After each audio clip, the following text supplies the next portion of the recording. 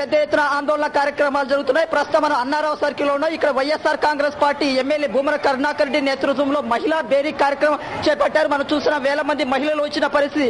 సమైక్యాంధ్రకు మద్దతుగా ప్రతి ఒక్కరూ నినదిస్తున్నారు.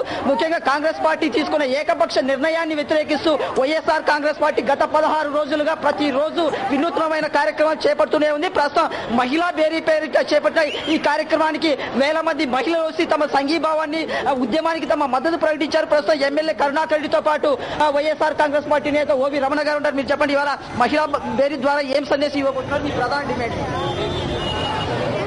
ఈ విభజన సీమాంధ్ర ప్రజల యొక్క గుండెలను కోసింది.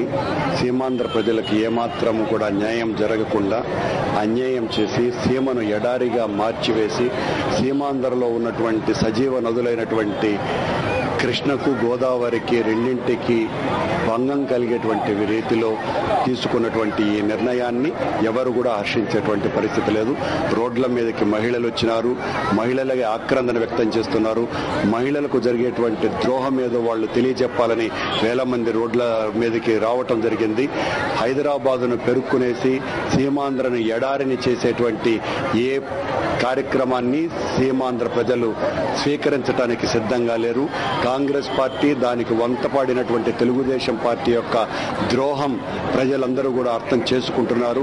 చంద్రబాబు నాయుడు సోనియా గాంధీతో కుమ్మక్కై సీమాంధ్ర ప్రజలకు చేసినటువంటి ఈ నయా వంచనని ప్రజలందరూ కూడా ఎండగడుతున్నారు. అందుకే రోడ్ల మీదకి ఇంత పెద్ద ఎత్తున తరలి రావటం జరిగింది. ఎట్టి పరిస్థితుల్లోనూ కూడా విభజన మాటను వెనక్కి తీసుకునేంత వరకు మేము మా పోరాటం ఆగేటువంటి ప్రసక్తి లేనే లేదు. మరింతగా పెద్ద ఎత్తున వీధి పోరాటాలకు సిద్ధపడతామని మహిళలందరూ కూడా ఆక్రోశిస్తున్నారు.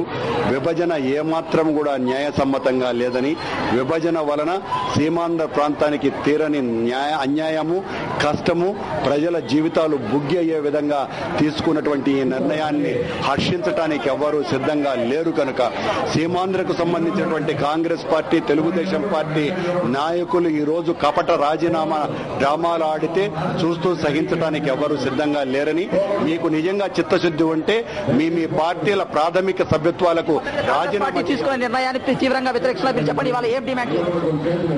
ఈ ప్రాంత వాసులు పెట్టుబడిన కొన్ని లక్ష కోట్ల పెట్టుబడులు హైదరాబాద్ లో పెట్టించి ఈరోజు హైదరాబాద్ మీది కాదు అంటే పెట్టిన ఇండస్ట్రీస్ కానీ వ్యాపారస్తులు కానీ ఏటీ తోచుకునే పరిస్థితిలో ఉన్నారు.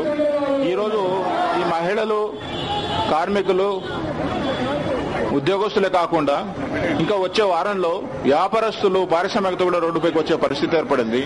దీనికి మూలకర్త చంద్రబాబు నాయుడు అయితే కాంగ్రెస్ ఇటువంటి విభజన తీసుకొచ్చి వ్యాపారస్తుల మనుగడకే ఈరోజు కష్టం వచ్చే పరిస్థితి వచ్చింది.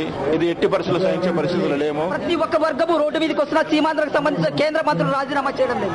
సిగ్గు లేదు వాళ్ళకి. ఏమాత్రం కొంచెమన్నా వాళ్ళకి మొరాలిటీస్ అనేది ఉంటే ఈరోజు సోనియా నాయుడు మేము పట్టించుకోము, సోనియా నాయుడు మేము భరించలేము, సోనియా నాయుడు మాట్లాడుతున్నాను.